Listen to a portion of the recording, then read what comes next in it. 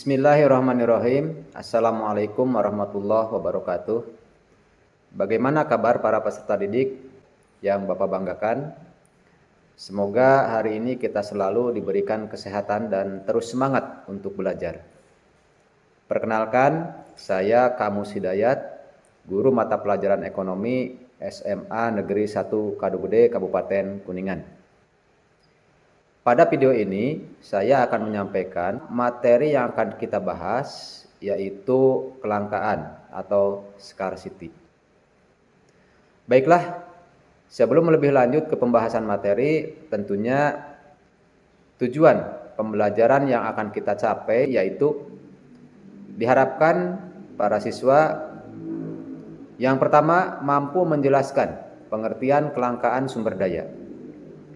Yang kedua, mampu menjelaskan ciri-ciri atau karakteristik kelangkaan sumber daya.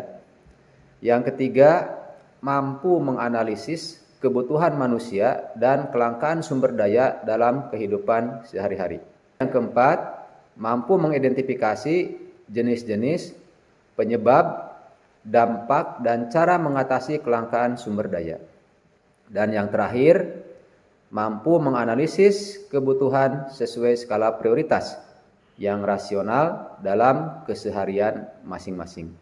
Sebelumnya, yuk kita simak gambar-gambar kondisi kelangkaan yang pernah dialami oleh masyarakat Indonesia. Coba Anda analisis mulai dari gambar 1 sampai dengan gambar terakhir. Kira-kira kelangkaan sumber daya apa yang terjadi sesuai urutan gambar tersebut. Untuk memperjelas pemahaman kondisi kelangkaan sesuai gambar sebelumnya, yuk kita lihat bagaimana informasi lebih lanjut terkait dengan kondisi kelangkaan tersebut dalam tayangan video berikut. Setelah Anda menyimak dari tayangan gambar, apakah Anda bisa menyimpulkan kondisi tersebut? Apa kaitan dengan materi kelangkaan yang akan dibahas? Apa yang dimaksud dengan kelangkaan? Kira-kira apa penyebab kelangkaan yang terjadi? Bagaimana dampaknya bagi masyarakat dan bagaimana cara atau solusi mengatasi masalah kelangkaan tersebut? Untuk memperjelas pemahaman sesuai pertanyaan pemantik tersebut, yuk kita pahami apa itu kelangkaan.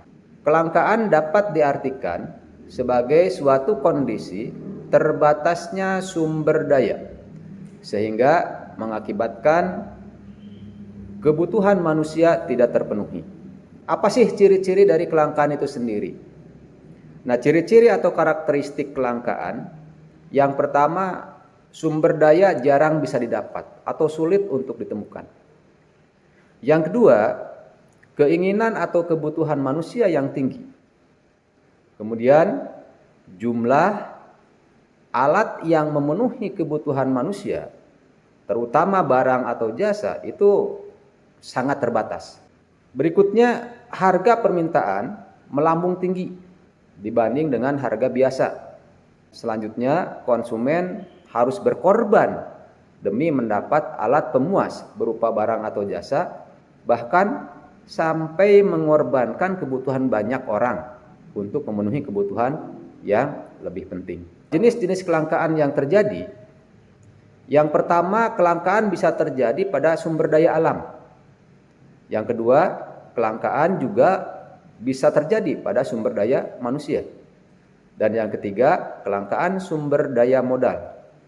Dan yang keempat, kelangkaan bisa saja terjadi pada sumber daya kewirausahaan atau skill atau entrepreneurship.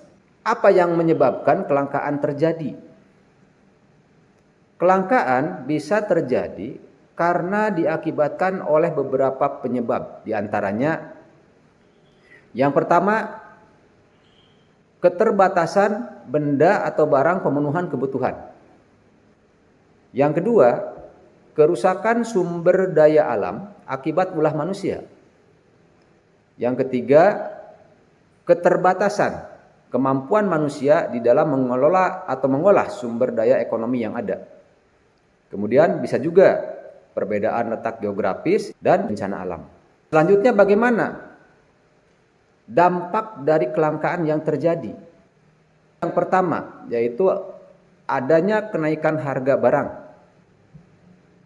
Yang kedua, pengangguran yang meningkat. Bahkan kriminalitas pun juga bisa meningkat, angka kemiskinan juga bisa bertambah. Itu diantaranya beberapa dampak yang disebabkan oleh adanya kelangkaan. Lalu bagaimana cara mengatasi kelangkaan tersebut? Untuk mengatasi kelangkaan tersebut, maka kita harus melakukan perilaku-perilaku yang positif. Misalnya, yang pertama, menyusun skala prioritas. Yang kedua, menghemat penggunaan sumber daya. Yang ketiga, memelihara kelestarian alam.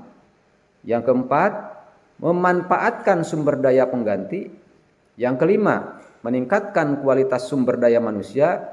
Dan yang keenam, mengelola sumber daya modal dengan tepat guna. Semoga materi yang disampaikan memberikan manfaat. Terima kasih. Billahi taufiq wal hidayah. Wassalamualaikum warahmatullahi wabarakatuh.